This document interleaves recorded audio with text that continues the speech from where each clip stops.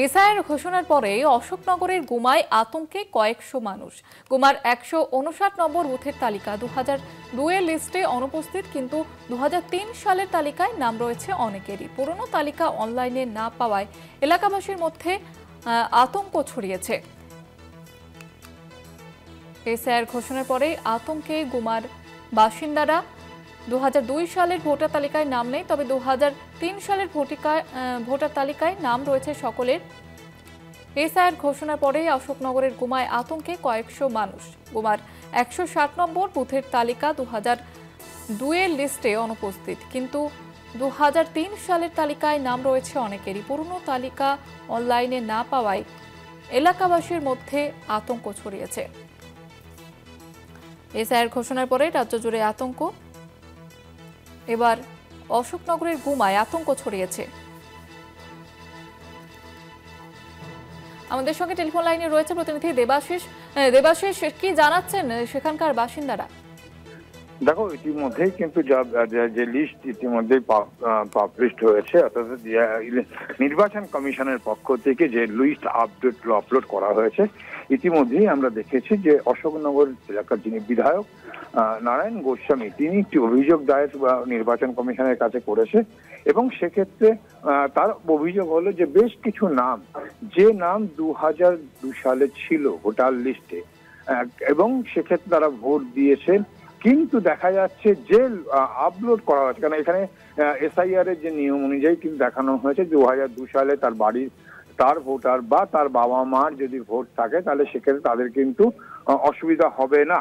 আর সেহেতু 2002 সালের voter list যখন দেখা যাচ্ছে, সেখানে তারা ভোট দিয়েছিলেন, নাম ছিল, কিন্তু নির্বাচন কমিশনের পক্ষ থেকে যে আপলোড যেখানে করা হয়েছে তাতে বেশ কিছু নাম কিন্তু নেই। যেমন উদাহরণ হিসেবে পরিষ্কারভাবে যেটা জানিয়েছে, এটা কেবলমাত্র অশোকনগর ঘটনা নয়, রাজ্যে বিভিন্ন জায়গায় কুচবিহার এরকম ঘটনা ঘটেছে, দিনাটায় এরকম ঘটনা ঘটেছে, এরকম তো উদাহরণ উঠে আসছে। যেমন অশোকনগরের বিধায়ক যে অভিযোগটা করেছে, সেক্ষেত্রে সেখানে গুমা 1 নম্বর গ্রাম পঞ্চায়েত অধীনে গুমা হাবড়া 1 নম্বর গ্রাম পঞ্চায়েতে হাবড়া ব্লকে, সেখানে বুথ নাম্বার 61, সেই বুথ নাম্বার 61 প্রায় 343 থেকে 414 যে ভোটার, তাদের কোনো নাম কিন্তু সেখানে নেই। এছাড়াও বুথ নাম্বার 159 গুমা হাবড়ার 2 নম্বর ব্লকের, সেখানে বুথ নাম্বার 159, সেখানেও কিন্তু দেখা যাচ্ছে যে আগে যে পার্ট নাম্বার ছিল সেখানে ছিল 54 নম্বর 2002 সালে, সেখানে চুরিপাড়া এবং ঘোষপাড়া অঞ্চলের মানুষদের প্রচুর সেখানে নাম ছিল। কিন্তু এই মুহূর্তে এবারে যে আপলোড করা হয়েছে, সেই আপলোডে 2টি পাড়া অঞ্চলে বহু মানুষ সেখানে কয়েকশো মানুষ সেখানে বসবাস করে। সেই চুরিপাড়া এবং ঘোষপাড়ার বাসিন্দাদের একটা হচ্ছে সেই বুথে সেই পার্টের কোনো নাম নেই, এবং এর পাশাপাশি আশেপাশে যদি ভুলবশত আশেপাশের কোনো পার্টে ঢুকে গিয়ে থাকে, সেরকমও কোনো কিন্তু তারা হদিশ পায়নি।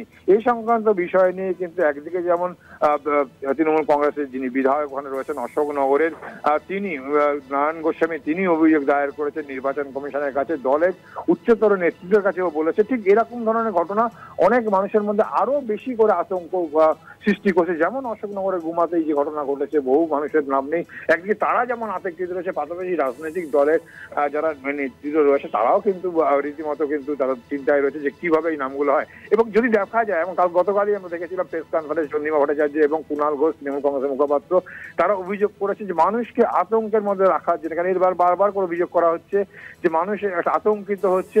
ইতিমধ্যেই জানো যে এই আতঙ্কের জেরে কিন্তু বেশ কয়েকজন মানুষ আত্মহত্যা করার চেষ্টা করেছে। পানিহাটির যে ঘটনা, সেক্ষেত্রে কিন্তু এই এসআইআর এবং সেই জায়গায় দাঁড়িয়ে থেকে তার ডকুমেন্টস কি থাকবে, তার নিজের ডকুমেন্টস থাকবে, তার মা বাবার, তার বোন এবং ভাইদের ডকুমেন্টস নেই, সেই ভয়ে তিনি আত্মহত্যা করেছেন।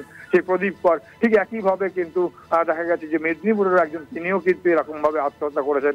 দিনহাটার একজন, তিনি কিন্তু আত্মহত্যা করার চেষ্টা করেছেন। অর্থাৎ এরকম মানুষের মধ্যে আতঙ্ক করেছে, এবং সেই আতঙ্কের পরিবেশে যখন নির্বাচন কমিশন যখন তাদের আপলোড করছে 2002 সালের ভোটার লিস্ট, সেখানে দেখা যাচ্ছে বহু ক্ষেত্রে সেরকম নাম বাদ নেই, এবং চাং ধরে এবং অভিযোগ হচ্ছে যে একদম বেছে কিন্তু সেখানে শাসক দল ঘনিষ্ঠ তাদের নাম কিন্তু সরিয়ে দেওয়া হচ্ছে। এবং এইভাবে তারা যে বলেছিল যে 1 কোটি ভোটারের নাম সেখানে বাদ যাবে, তাহলে কি এরকম ভাবেই নাম বাদ করে দেওয়া হচ্ছে? এটা কিন্তু বড় প্রশ্ন দাঁড়াচ্ছে। এবং ধন্যবাদ জানাবো দেবাশিস।